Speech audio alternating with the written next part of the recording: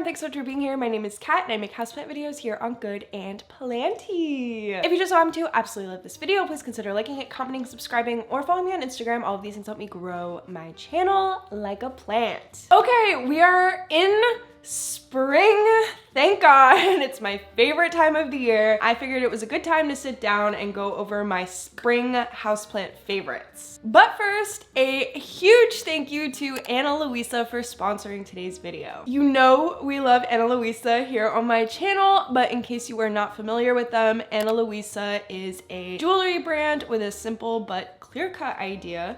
High quality jewelry should not cost the planet, and it should also be affordable. I am wearing 3 of their beautiful rings here today. I have the Wade ring, which is a gorgeous, simple, thick band. I have been wanting a ring like this for a long time, and I finally have one. I think it definitely is very minimal and cute, but still a bit of a statement piece alongside some of the thinner, more simple pieces I have on. I'm also wearing the Ever ring here. I love this one because it adds a little subtle jewel sparkle to my mix without being overbearing. I like a simple little jewelry set, so I think this makes a wonderful contribution to my hand. And then I have the adjustable ring here on my thumb, which is called the Rope Mini. I love Ana Luisa's adjustable rings. I have to say that. I have a few now and they are really great, especially when you are not super confident on your ring size yet. It's kind of hard for me to find a well-fitting thumb ring. So an adjustable ring is a really great way for me to get a ring and be fully confident that it will fit me. And I like the very simple pattern. I think it goes along well with the rest of the rings that I have on. Mother's Day is coming up, so if you want to treat your mom or a special lady in your life, or honestly anyone, they are running a buy one get one 40% off deal, so you can get something for yourself and a loved one and save a few bucks. If you want to check them out, I will have them linked down below in my description box. Thank you so much to Ana Luisa for sponsoring today's video as always, and now let's jump into my spring favorites. Okay, the first plant that I want to talk about, this is my favorite part, picking what plant when. Let's start things off simple, why not? I have this gorgeous jade plant here, and this was gifted to me by a subscriber. The reason that I am loving the jade plant is because it has been very easy care for me. And what makes this plant very easy care, in my opinion, is the watering situation. I rarely have to water this plant, but more than that, it's just that this plant is very vocal, and I think honestly that is what makes a plant easy, when you can read it and understand what they're wanting fairly easily. When this plant is thirsty, the leaves will get a little bit wrinkly and will be very easy to squish. However, if I were to do that right now, it's not really budging, so she is not thirsty. Thank God. I have been really loving some of my more easy care plants lately.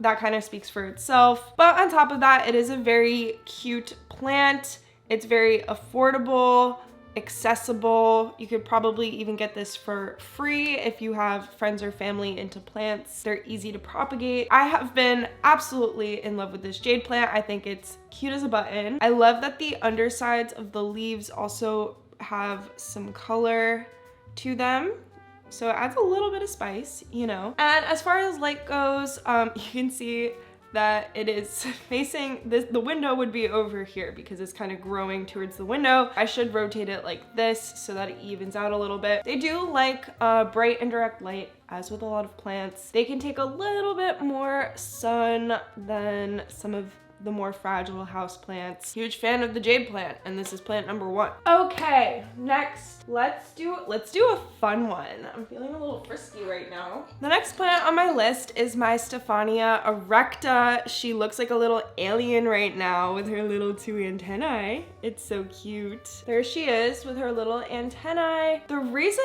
that I'm so into this plant, although it's not doing a whole lot, is because this is probably one of my most challenging plants right now because I don't know a whole lot about it. So I'm not gonna share many care tips right now because I'm not confident that I know how to take care of this plant, all of the ins and outs of it. But I just wanted to share kind of my excitement over a new little project, seeing how I can, you know, get familiar with a new plant that I don't know much about. So she is potted very loosely in my soil mix. She has been shooting out these vines with all these like little flowers on them. I have yet to get any actual leaves.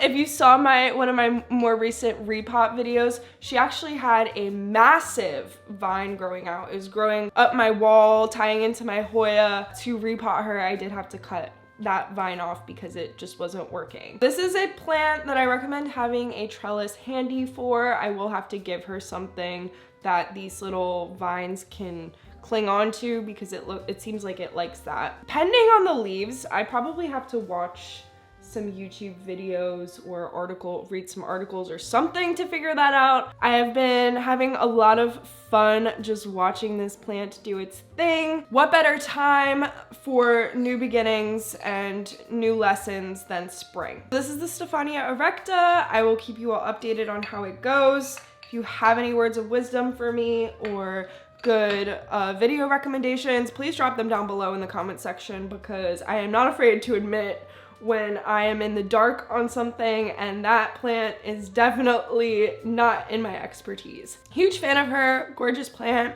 I hope she, oh man, my voice. Guess who was around cats again? It was me.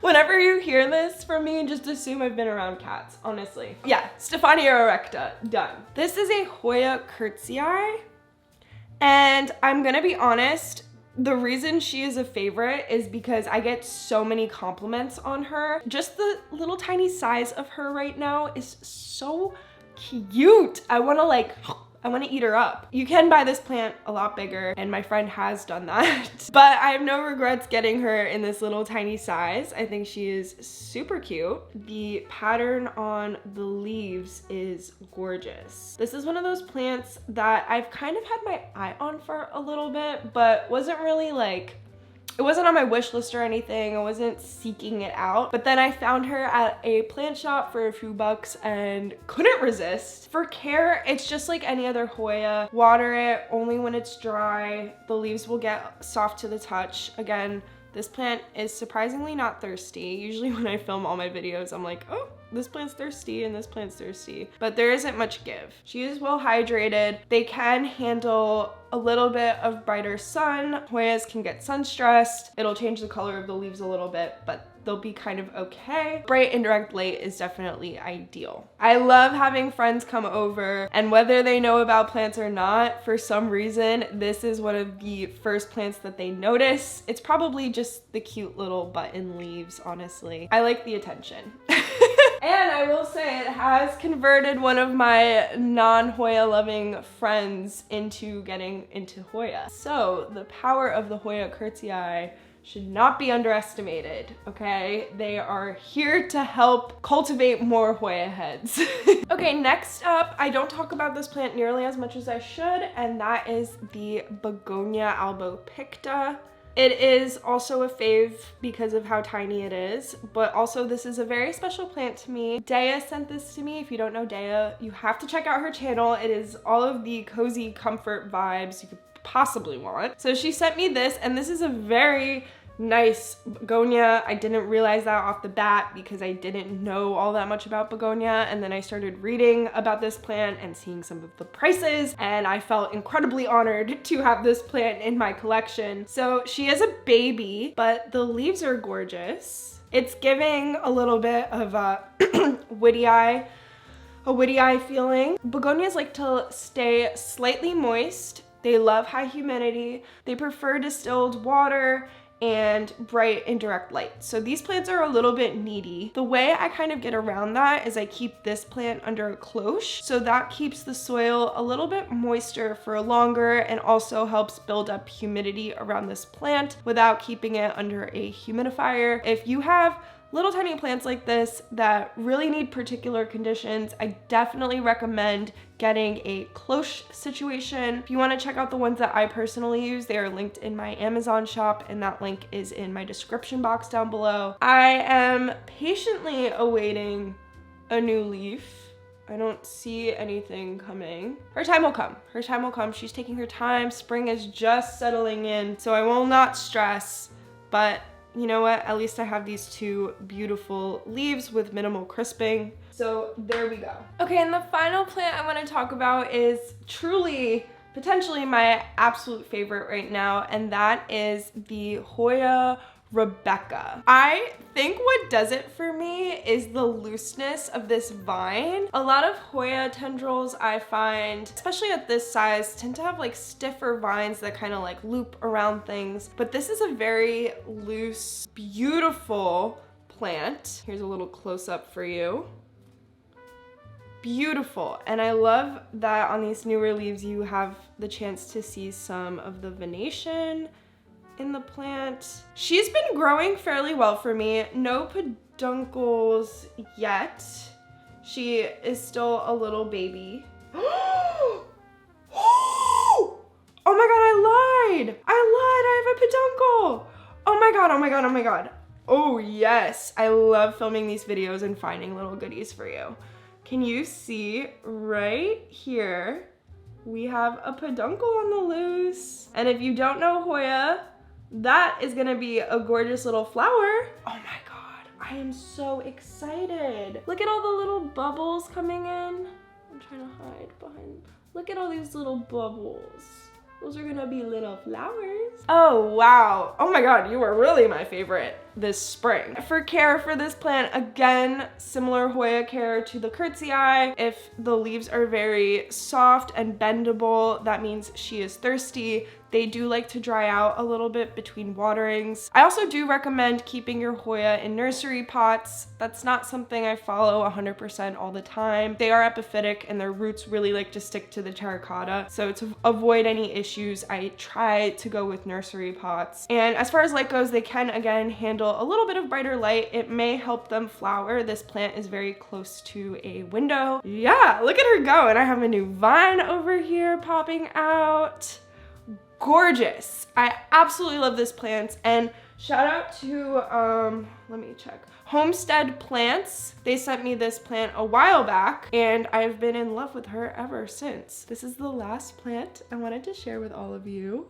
She's beautiful. And that brings us to the end of today's video. So thank you all so much for watching. I hope you picked up some new little favorites. Again, if you want to check out Ana Luisa, I highly recommend you do so. They will be linked down below in my description box. Huge thank you to them for sponsoring my video. Please subscribe if you aren't subscribed already and want to see more Planty content from me. Like this video, hit the notification bell, all that good stuff. And I hope you have a wonderful spring. And I'll see you in my next video. Bye. Huge thank you to all of my members. Thank you to O'Neill, Val, Katrina, Audrey, Louie, Heather, _B, Jacqueline, Brooke, Daniel, Vanessa, Michelle, Tori, Candy, and Pam. You guys are the best, and I'll see you in my next video.